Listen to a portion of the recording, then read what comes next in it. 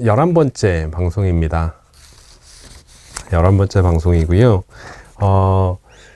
그동안 이제 벌써 11번째이다 보니까 웬만한 사연들은 이렇게 비슷한 이야기들이 있어서 이 방송을 진행하고 이제 어머님들이 보시면서 공감하고 배울 것도 있어야 될 것 같고, 맞아요. 제가 11번 참석하신 거 알고 있습니다. 네. 그 계정이 딱 뜨면 항상 오늘도 오셨네 하고 있습니다. 저도 그렇게 하고 있고, 질문도 많이 주시고, 네.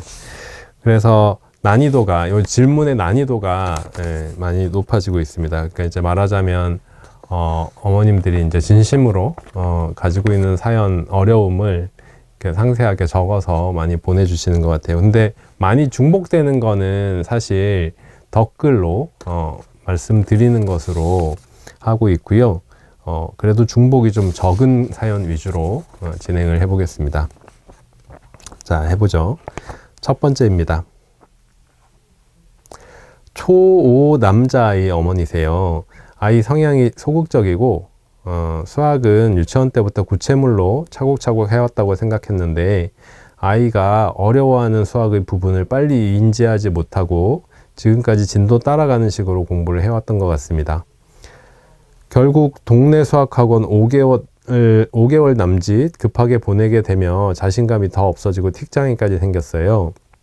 근데 아이는 잘해보고 싶은 마음이 있어서 개념을 더 잡아주는 학원으로 옮겨서 그 학원에서는 3개월이 지나고 있습니다. 학원에서 개별 진도로 수업하고 집에서도 숙제하는데, 이때 어려움이 있으면 어떤 식으로 해결하는 게 좋을까 하고 엄마가 방법을 알려주고, 아이가 이해한 문제에 대해서는 한번 얘기해봐, 설명해봐 이렇게 하도록 하고, 문제 해결은 그 과정을 엄마랑 하고 나서 스스로 할 수 있도록 도와주고 있습니다. 아주 잘하고 계세요. 그러나 돌아서면 백지가 되고 개념을 이해할 수 있도록 도와주고 있음에도 불구하고 말로 설명해 보라고 얘기하면 풀이는 써서 답은 낼 수 있겠는데 설명하기는 힘들다라고 어려워합니다. 성향이나 기질적인 영향도 있는 것 같고, 수학이라는 것 자체가 긴장 불안도가 높아서인지 과외를 알아봐야 되나 생각하면서 아이에게 물어보면, 학원은 다니고 복습은 집에서 엄마와 함께 하고 싶다고, 엄마가 도와줬으면 좋겠다고 얘기합니다. 아이가 잘하고 싶은 마음은 있는데 지쳐 할까봐 걱정이세요. 어떤 식으로 아이를 이끌어야 할지 늘 고민입니다. 도와주세요. 제가 이제 라이브 방송을 하면서 사례로 들었던 학생 중에 좀 비슷한 것 같아요. 그 학생은 여학생이었고, 제가 이제 가르쳤던 제자였는데 여학생이었고 좀 소극적이었고, 수학을 좋아하고 수학을 엄마와 함께 하고 수학 공부를 곧잘 하던 아이였어요. 그런데 이제 5학년이 되시고 나면 느낄 텐데, 수학이 초등학교 수학, 그 다음에 이제 학교에서 하는 수학, 이 수학들이 공부해 보면 사실 그렇게 막 별거 아닌 거거든요. 그런데 4학년, 3학년, 4학년 요 시기를 넘어가면서 어떤 부분이 달라지기 시작하냐면 심화의 정도가 달라지기 시작해요. 심화의 정도. 그러니까 이제 교과서에 나와 있는 거 공부하고 교과서에 있는 문제 푸는 정도는 사실 그렇게 어려운 게 아닌 거죠. 그리고 교과서는 실제로 어머님들이 그런 말씀 많이 하세요. 요즘 아이들 수학 참 어렵다 이런 말씀 여전히 많이 하시는데, 사실은 교과서는 난이도가 예전보다 많이 낮아졌습니다. 계속해서 낮아졌고, 개정할 때마다 낮아졌고, 뭔가는 없어지고 빠지고 늦춰지고, 교과서가 더 어려워진 거는 제 경험에는, 제가 학생들을 가르치고 나서는 한 번의 일부분, 근데 그것마저도 다시 개정될 때 다 빠졌고, 그러니까 이제 역사적으로 보면 계속 쉬워져 있었어요. 문제는 이 난이도 있는 문제를 풀리고 생각하는 문제들을 풀리고 할 때 개념들이 4학년, 5학년, 특히 이제 5학년 시기는 그렇고 4학년부터 이제 점차 어렵다는 거죠. 그리고 5학년 내용의 심화는 실질적으로는 중학교 내용과 다 있습니다. 초등학교 5학년 때 배우는 내용부터 5학년, 6학년은 실제로 중학교 1학년 내용을 쫙 펼쳐서 배운다라고 얘기를 해도 과언이 아니에요. 그 정도로 중학교 내용하고 다 있어요. 그래서 과장해서 얘기하면 5, 6학년 내용을 잘 해야 중학교 1학년 내용도 잘할 수 있는 거고, 이건 과장이 좀 포함된 거예요. 그리고 어떤 학원에서는 제가 이렇게 상담하면서도 말씀드렸지만, 어떤 학원에서는 곧잘 하는 아이라고 하면 뭐 6학년 2학기 정도는 넘어가서 중학교 1학년 거 해도 됩니다 라고 계획을 짤 수 있는 거죠. 비슷한 내용이 굉장히 많으니까. 그래서 기본적인 연산 부분, 이런 부분만 되면 전반적인 내용은 중학교 1학년 거를 해도 된다라고 얘기할 수도 있는 거죠. 그런데 지금 이제 이 아이의 사연 같은 경우는 제가 가르쳤던 여학생하고 되게 비슷해요. 이미 자신감을 좀 잃었고 잘하고 싶은 마음은 있는데, 그리고 잘했고 수학은 재미있다고 생각했었는데 어느 순간부터 어려운 것들이 나타나고 그 어려운 것들이 극복이 안 되는 상황이에요. 자, 상황은 그렇고요. 어머니께서 되게 잘해주고 계세요. 잘해주고 계시고 요런 부분 있잖아요. 그러나 뒤돌아서면 백지가 되고, 그 다음에 아이가 잘 말을 못하고, 이런 부분 잘 설명을 못하고 말을 못하고 하는 건 말씀하신 것처럼 성향적인 부분 분명히 있을 거고요. 성향적인 부분 분명히 있을 거고, 하지만 한편으로는 정확하게 이해를 못했거나 내 언어가 되진 않은 거죠. 그러니까 정확하게 내 언어가 되지 못했다라는 표현은 뭐냐 하면 그 상황을 그대로 암기하듯이 받아들여서 하고 있는데 설명하려고 하니까 이게 암기를 꺼내는 게 안 되는 거잖아요. 그러면 나의 언어로 설명이 돼야 되는데 아직 거기까지는 안 됐다라고 볼 수도 있는 거죠. 그래서 이제 완전히 이해를 하지 못했다, 완전한 이해는 안 되었다라고 볼 수 있다고 생각하는 거죠.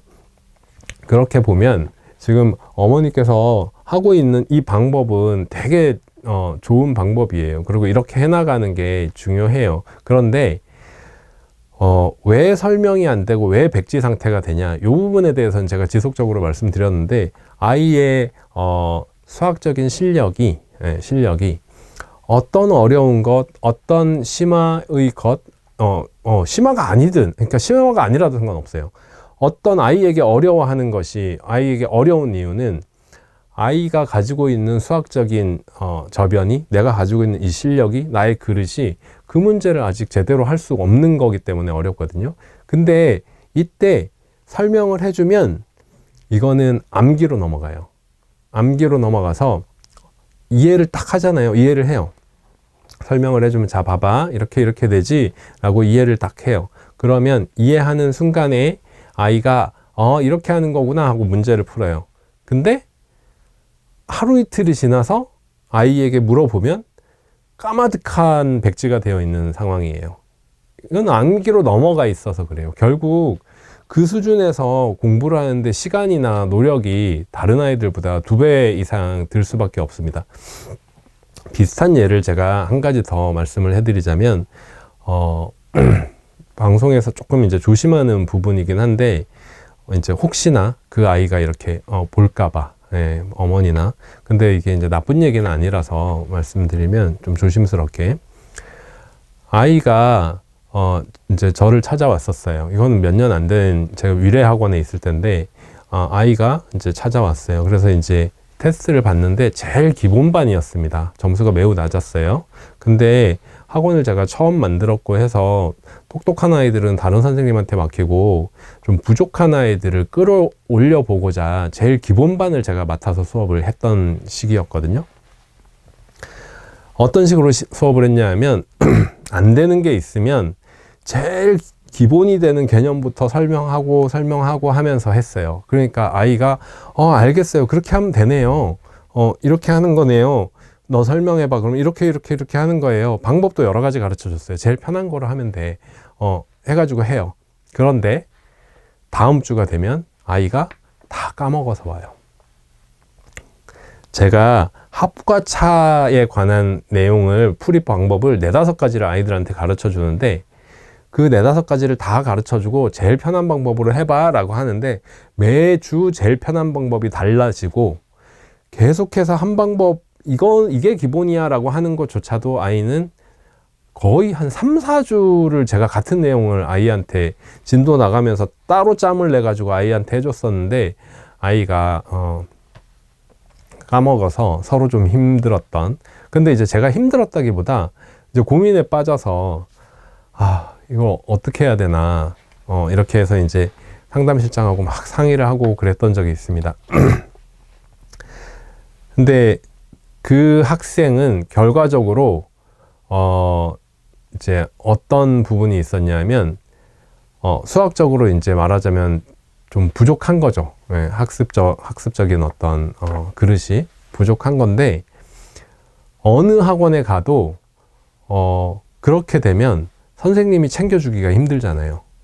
어느 학원에 가도 그렇게 되면 잘하는 아이들이 있는 공간에서, 조금이라도 나은 아이들이 있는 공간에서 진도를 나간다라는 부분은 못하는 아이들을 다 맞추기가 굉장히 힘들어요, 학원은. 더군다나 초등 고학년 중학생이 되면 한 반에, 수업을 하는 한 반에 10몇 명, 20명 이렇게 되죠. 15명, 20명 이렇게 되죠. 그러면 그 안에서는 한 명 한 명의 약점을 지도해 주기가 쉽지가 않아요. 그렇다 보니까 이 학생이, 제가 그렇게 지도를 해주니까 저를 너무 좋아한 거예요. 그러니까 말하자면 학생의 입장에서는 나는 이런 대우를 받은 적이 없어. 선생님이 어렵다고 하는 거 어떻게든 가르쳐 주려고 다시 반복해주고 다시 반복해주고 아이의 눈높이에 맞춰가지고 다시 설명해주고, 너 이거 꼭 해와야 돼, 다음 주에는 혼난다, 혼이 날지라도 또 까먹었어? 그러면 안 되지, 선생님이 몇 주를 반복하고 이렇게 해서 또 가르쳐주고 그랬었어요.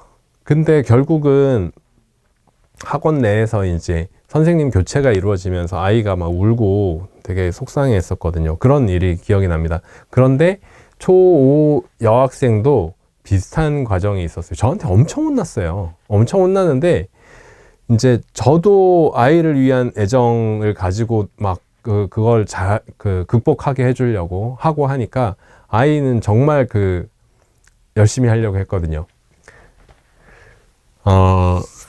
지금 이렇게 아이가 힘들어하는데 하고자 하는 의지가 있고 하면 결국은 수학은, 자, 이렇게 생각해 보자고요. 수학도 암기 과목이에요. 근데 암기가 되려면, 수학이 암기가 되려면 그걸 둘러싸고 있는 기본 배경 지식이라는 것이 충분해야 이게 암기가 됩니다. 저는 역사를 잘 못했어요. 근데 다시 중고등학생으로 돌아가면 역사를 잘할 수 있을 것 같기도 해요. 자신은 없지만. 왜냐하면 저는 중고등학교 때 역사를 그냥 대놓고 다 외우려고 하다 보니까, 암기력이 좋지도 않은데 외우려고 하다 보니까 잘 못했던 것 같아요.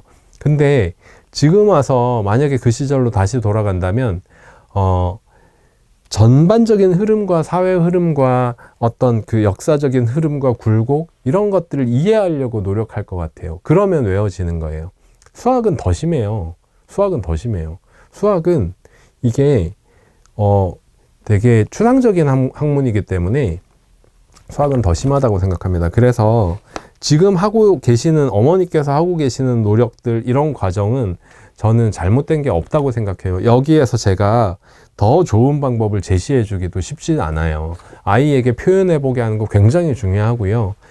부족하더라도 표현해 보게 하고, 아이와 어머니가 가치끈기를 가지고 할 수 있어야 돼요. 그리고 제가 아까 좀 수학을 잘 못하는 아이, 말하자면 그냥 쉽게 얘기해서 잘 못하는 아이, 수업을 잘 못 따라가는 아이는 그 학원에서, 개별 지도 학원이 아닌 이상은 학원에서 진도 나가는 데 있어서 심하게 얘기하면 들러리가 될 수도 있는 상황이 있을 수밖에 없습니다. 그래서 지금 학원을 바꿔서 이렇게 하신 거, 그것도 되게 잘 선택하셨고요. 어머니께서 하고 있는 거, 그 다음에 아이도 좀 이제 소극적이고 좀 주눅이 들어있어서 그런지 선생님을 만나는 것보다 엄마하고 하는 걸 원한다라고 얘기하는데, 이 부분은 어머님 의견처럼 과외로 갈 수도 있을 것 같아요. 선생님을 잘 찾으면. 예.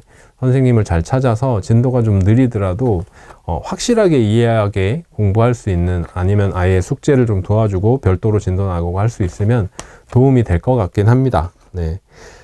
지금 하고 계시는 거에서 제가 뭐는 잘못됐고 뭐는 고쳐야 되고 이런 걸 하셔야 됩니다라고 할 건 사실은 없어요. 네, 없고, 아이가 만약에 욕심이 있고 하면